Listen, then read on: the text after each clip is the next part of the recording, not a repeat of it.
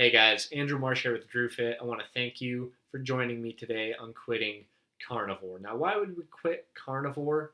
Well, I'm not just coming after carnivore, I'm also talking about low carb diets like keto or paleo. I'm even talking about vegan, vegetarian, or pescatarian.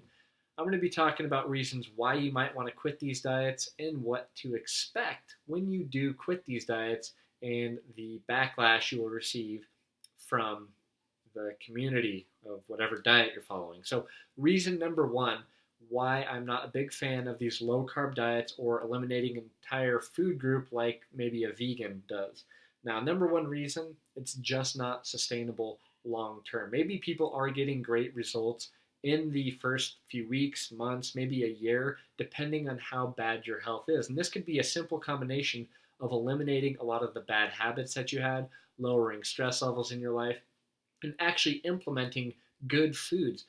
So, the number one reason why you wouldn't want to partake in one of these fad diets is simply because it's not sustainable long term. Trust me, I've did it over the last 10 years off and on. And one cofactor, I always came back to implementing carbohydrates and sugar. Now, the number one reason why you might want to quit the carnivore diet or any of these other fad diets, it's just not sustainable long term. You're eliminating an entire macronutrient. And when it comes to carnivore or low carb diets, they always tell you that, increasing your insulin or eating carbohydrates or sugar is detrimental for your health. I always come back to the research that says, the brain main primary fuel source is glucose. The liver stores glycogen. And I noticed just through trial and error that I feel so much better on carbohydrates and sugar, not abusing them, eating them at the right times of the day, and eating the right kind of foods. But whatever your health expert guru is telling you on Joe Rogan's podcast that, the body runs much better and more efficient on ketones, I'm just not buying it anymore. All these fake promises that they offered me never came to fruition. I feel so much better running on glucose than ketones, plain and simple. Now, the number two reason why you would want to ditch a carnivore or a keto low carb diet is the impact that these diets have on increasing stress hormones like cortisol and serotonin. Now, I know a lot of people will tell you serotonin is actually a good hormone, but after doing more research on this and looking at studies done, I think it was in the 50s or 60s on serotonin, you actually come to find it's a stress hormone and you don't want to elevate it. You want higher levels of dopamine and lower levels of serotonin. But these diets seem to increase both cortisol and serotonin. Now, number three, now this is basic. When you eliminate something like carbohydrates, something that you've been consuming for a long time, and then you eliminate it completely, your metabolism is going to become very sluggish, especially when you come back to implementing carbohydrates. And that's just basic knowledge of eliminating any type of food group that your body used to metabolize on a consistent basis. So, not a good idea, especially when you're eliminating the primary fuel source that your body used to metabolize. Number four, now this is a good reason for me socially. It was just too extreme of a diet. I couldn't go out, have a good time, get a burger, fries, and a beer. And a lot of people do this, and you really have to accommodate to that person doing that extreme diet. And not fun to be that person and not fun to be around. Now, number five, now again, this plays into carbohydrates and sugar being our preferred primary fuel source. You will notice less strength, less endurance, and less muscle mass when you go and do one of these strict low carb diets. Now, sleep quality is also going to be declined the longer you go on these carnivore or extreme low carb diets, and that has to do with the increase of serotonin and cortisol being elevated. You'll notice that you become more irritable. You'll notice that you have a mind that really doesn't shut off, especially when you're trying to sleep. That's why it's very crucial that if you are going to do a low carb diet, make sure that you're taking care of your stress levels, whether it's at work, at a relationship, past trauma. Make sure that you're not carrying that baggage with you because it's going to make it 10 times worse when you're having a diet that's not supporting low stress levels. Now, the last reason is something I really wanted to get away from, and it was these communities of whether low carb, paleo, keto, carnivore, I never did vegan or vegetarian, never would recommend it. But I always notice these communities are always shaming people that are not doing their diet, and just not fun to be that person. It's not fun to be around, and it's a good reason to transition to a healthier, balanced diet. Now, what to expect when you begin to eat a balanced diet and you leave the carnivore, keto, vegan community, and you start to do what's best for your health.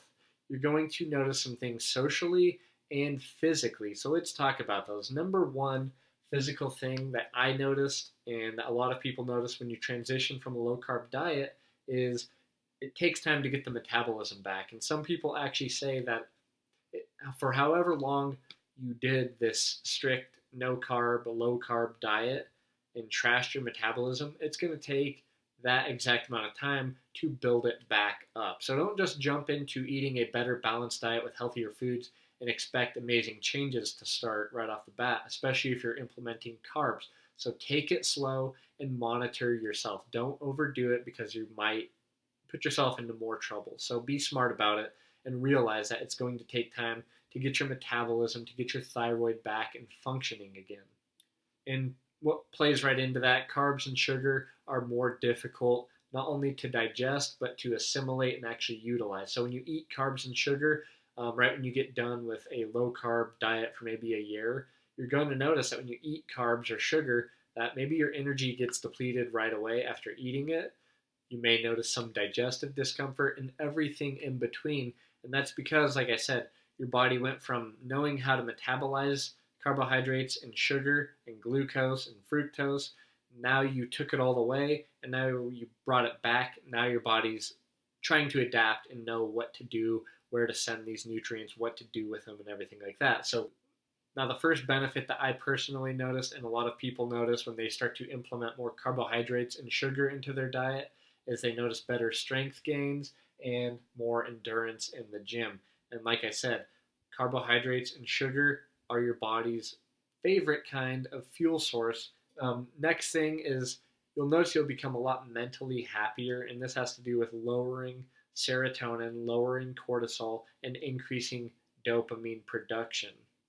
And by doing that, increasing those good hormones and decreasing the bad hormones, you'll notice that you'll get a better quality night of sleep as well.